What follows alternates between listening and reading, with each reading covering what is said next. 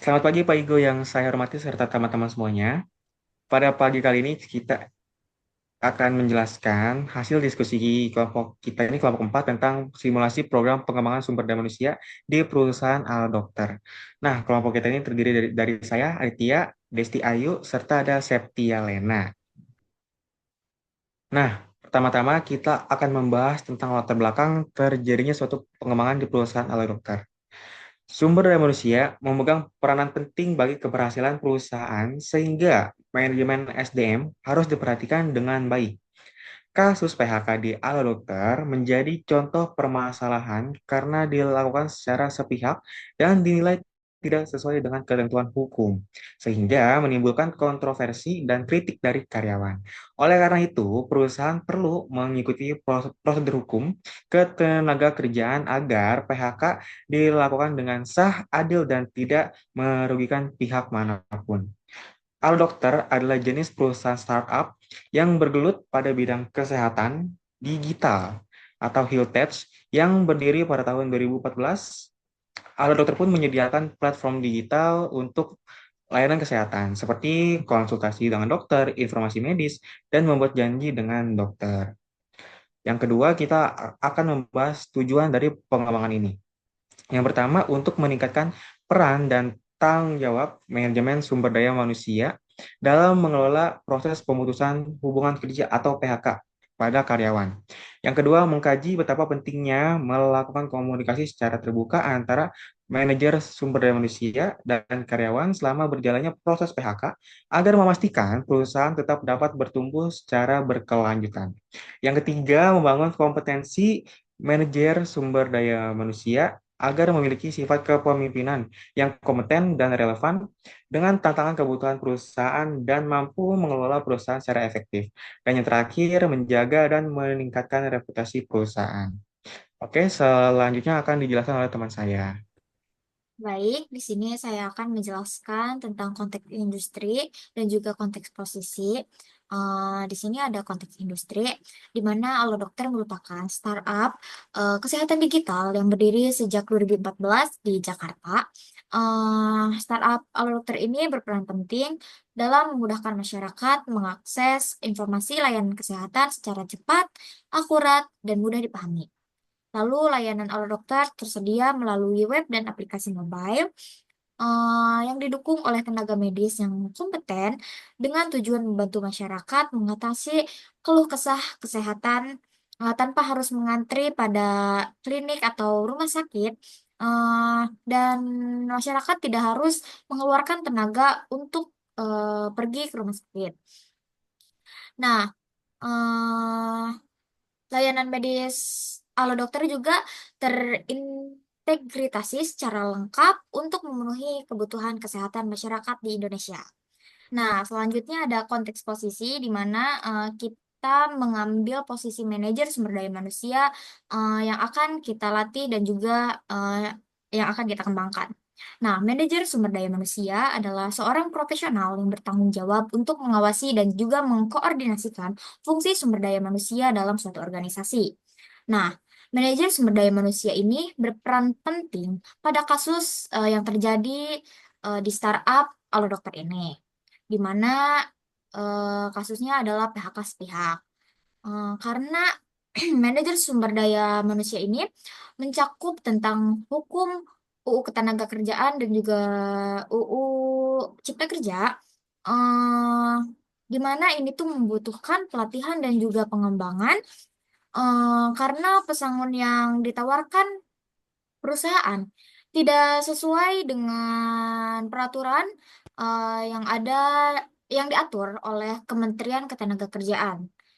Nah, lalu kita ada aspek pemberhentian, di mana ini tuh membutuhkan pelatihan karena perusahaan tidak mempekerjakan karyawannya. Padahal dalam peraturannya, jika belum ada kesepakatan, mereka itu masih berstatus sebagai karyawan. Nah, selanjutnya ada kompensasi dan juga tunjangan.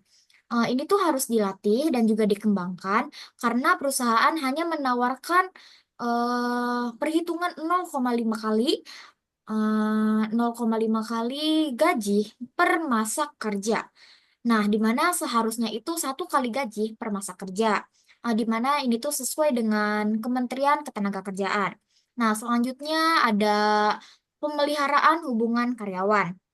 Nah, ini juga harus dikembangkan karena komunikasi perusahaan yang tidak terbuka dan juga tidak transparan, di mana dengan pesangon sekian, perusahaan mengklaim rugi, namun tidak ada bukti yang diberikan. Nah, posisi dan keempat aspek ini menjadi fokus utama untuk pelatihan dan juga pengembangan. Selanjutnya,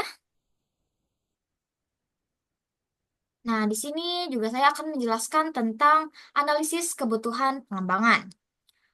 Di mana posisi manajer sumber daya manusia di Alun Dokter memerlukan pelatihan dan juga pengembangan di banyak aspek, terutama terkait kasus PHK sepihak, di mana manajer sumber daya manusia ini harus meningkatkan pemahaman mengenai hukum ketenagakerjaan dan juga hukum UU Cipta Kerja, lalu prosedur pemberhentian, perhitungan kompensasi dan tunjangan, dan juga hubungan karyawan. Semua pengembangan ini sangat penting agar manajer sumber daya manusia dapat menjalankan tugasnya dengan kompeten dan juga mendukung terciptanya keadilan serta ketaatan hukum dalam perusahaan. Nah, di sini sih juga saya akan menjelaskan yang pertama tentang pemahaman manajer pada hukum UU Cipta Kerja dan juga Ketenagakerjaan.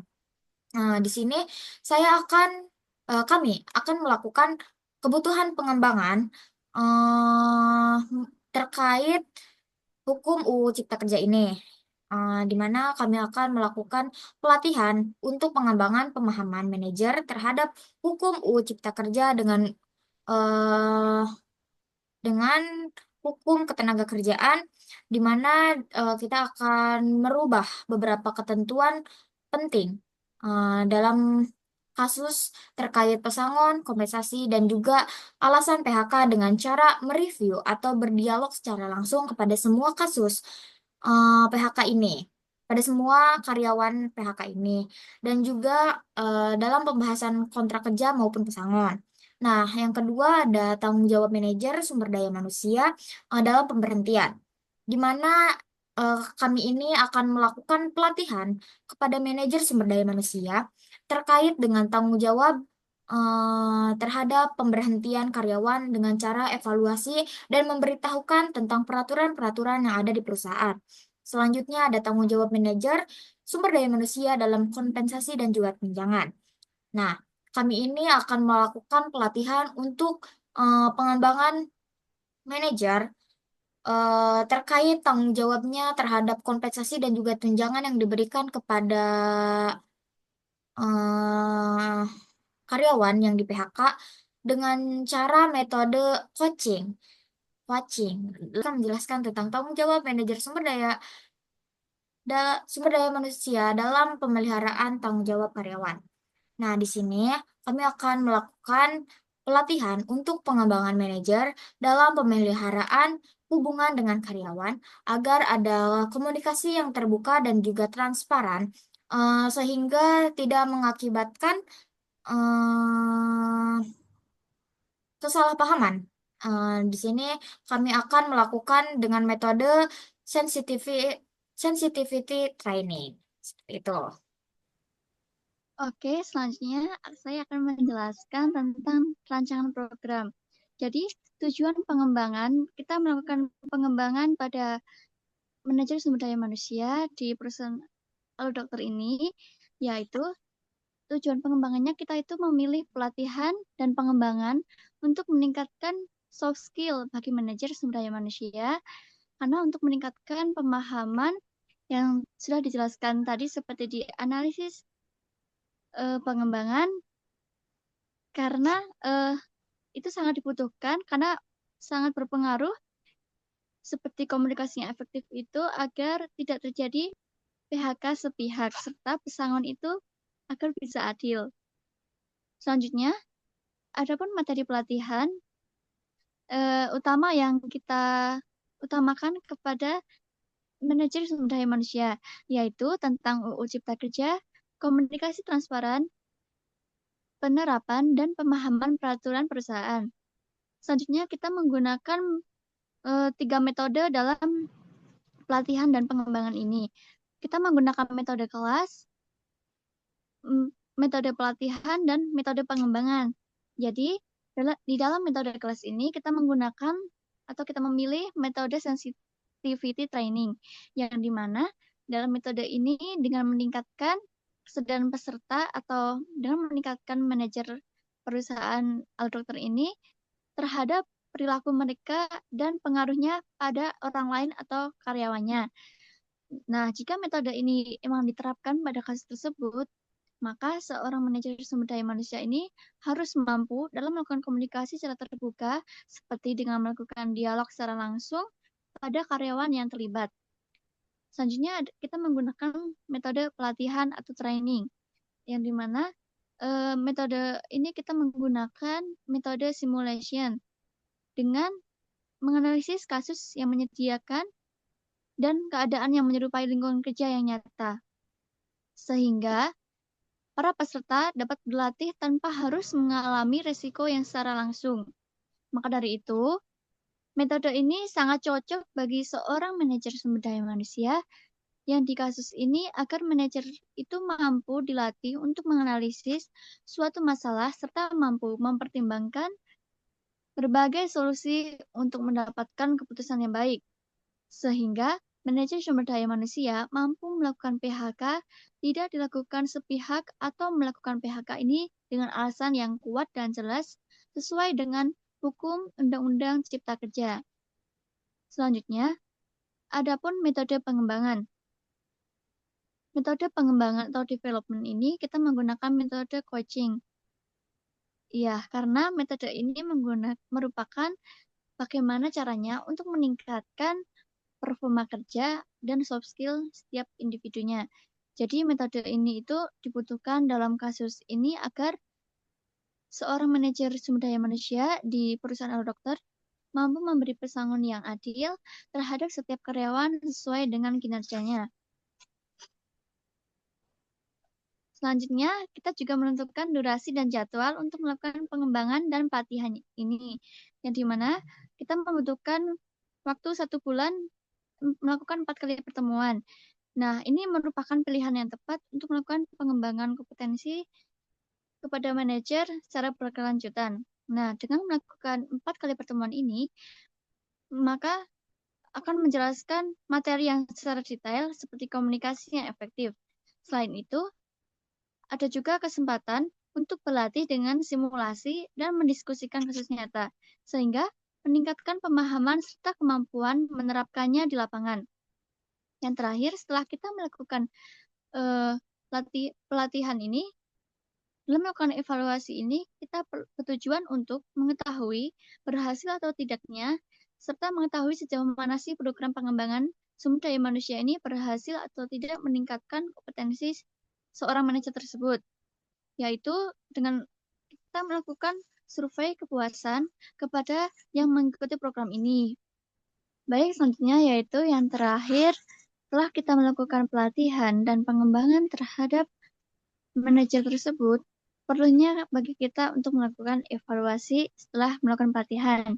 Jadi, dalam melakukan evaluasi pas pelatihan ini, tujuannya untuk mengetahui berhasil atau tidaknya, atau serta mengetahui sejauh mana sih program pengembangan sumber daya manusia ini dapat berhasil meningkatkan kompetensi seorang manajer sumber daya manusia.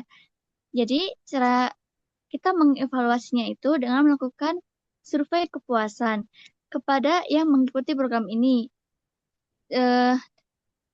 Caranya kita dapat menggunakan metode kuesioner atau wawancara. Selanjutnya, kita juga melakukan observasi secara langsung, yang dimana kita dengan melihat apakah manajer tersebut mengelola konflik dengan baik, dan kita dapat melihat bagaimana cara penerapan secara langsung dari teori-teori yang sudah didapatkan tadi pasca pelatihan. Selanjutnya, slide selanjutnya adapun kesimpulan. Baik, untuk kesimpulan, yaitu pada simulasi program pengembangan sumber daya manusia pada posisi manajer di suatu perusahaan dokter, Manajer sumber daya manusia ini merupakan bagian penting dari perusahaannya. Karena kasus yang terjadi seperti PHK di perusahaan Alur Dokter, tindakan PHK ini memang harus disesuaikan dengan ketentuan hukum agar tidak menimbulkan kontroversi serta kritik dari karyawan. Maka dari itu, diperlukannya manajer sumber daya manusia yang dapat memahami dengan baik tentang ketentuan hukum cipta kerja serta memiliki kemampuan komunikasi secara terbuka dan juga perlu mampu menyeimbangkan kepentingan perusahaan dengan hak-hak karyawan sehingga keputusan penting seperti PHK ini dapat dilakukan secara adil dan transparan. Nah, dengan menerapkan hal-hal ini, reputasi perusahaan juga dapat tetap terjaga dan suasana kerja di dalam perusahaan tersebut atau organisasi perusahaan dokter ini jadi tetap kondusif meskipun menghadapi situasi yang sulit. Iya, Sekian presentasi dari kelompok kita. Terima kasih untuk waktunya sudah mendengarkan dan memperhatikan materi yang kita paparkan, dan mohon maaf jika kita ada salah kata, baik yang disengaja ataupun yang tidak disengaja. Akhir kata dari kelompok kita, terima kasih banyak Bapak dan teman-teman.